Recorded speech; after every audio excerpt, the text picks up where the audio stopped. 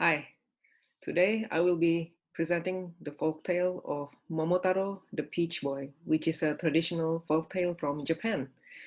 A long time ago, there lived an elderly couple. They had everything except a child. They've been praying and praying for a child. One day, when the husband was leaving to go woodcutting, the wife was in the river washing clothes when suddenly she saw this big, giant peach floating her way across the river. To make it draw nearer to her, she remembered an old song, singing, "Far water is bitter, near water is sweet. Away from the far water and come to where it's sweet." So she carried the peach home in her bucket and waited for her husband to come home. When he came home, he said, "I'm going to cut that peach open because I'm hungry. Let's eat it for supper." As he cut and split the peach open in half, out came this beautiful baby boy. And the couple thought right away, our prayers have been answered. We now have a son. They named the son Momotaro, which translates as Peach Boy. Momo, meaning peach, and Taro, a common Japanese boy's name. The boy grew up to be strong and healthy.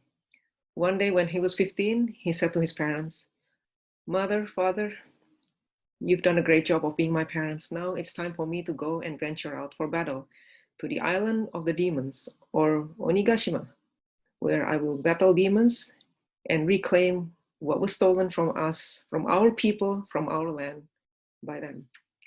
So Momotaro's mother prepared him with some food called kibidango, or traditional Japanese dumplings wrapped up in a little cloth, which Momotaro tied across his belt, called a furoshiki. And Momotaro ventured out with his armor, his iron fan of war, his sword, and a banner made of silk with his emblem on it, which is the peach. On his journey, he came across a starving dog, to whom he gave one of his Japanese dumplings, the best in all of Japan. So in gratitude, the dog followed him and set out to be his ally on Momotaro's journey. Next, Momotaro came across a monkey who was also hungry. So Momotaro gave the monkey one of his dumplings, and the monkey was grateful and followed Momotaro on his journey to the island of the demons. Next, Momotaro and the gang, they came across a peasant bird who asked for one of Momotaro's dumplings to feed his young. Momotaro thought, all right, you know what? I'm a strong man. I don't need any dumplings for myself. So he gave his dumplings to the peasant bird. So in gratitude, the peasant bird also followed Momotaro. So all four of them journeyed towards the island of the demons. So they reached across a sea where they sailed. A boat was waiting for them, and they could see from far the ugly island of the demons.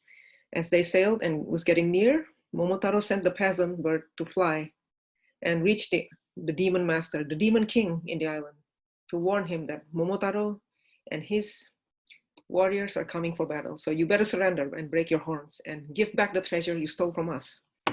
The demon king would not listen. So Momotaro and the others eventually arrived at the gate of the island. And the dog barked, the monkey screeched, Momotaro's voice was heard shouting, and to the demons, it sounded like a big army of 4,000 when there was actually only just 4 people. So they barged through the doors and they started to battle the demons. One by one, the demons fell. It was only 4 of them, but the demons felt like it was an army of 4,000 because of Momotaro's sword skills. The peasant bird pecked all the eyes of the demons. The dog bit their legs, and the monkey screeched, bit, and pulled their hair. So finally, the demons ran away. Some of them drowned at sea and fell down a cliff. Meanwhile, Momotaro held his sword out in front of the demon king and said, "Surrender now, or I shall kill you."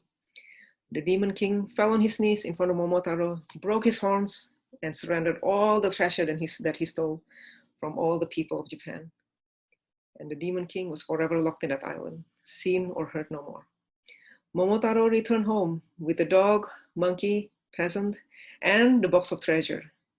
Came home to his parents, where they welcomed Momotaro and his new friends with a big meal a nice meal of kibidango, or Japanese traditional dumplings, the best in all over Japan. And they all lived in plentiful, happily ever after. And that is the story of Momotaro, the peach boy.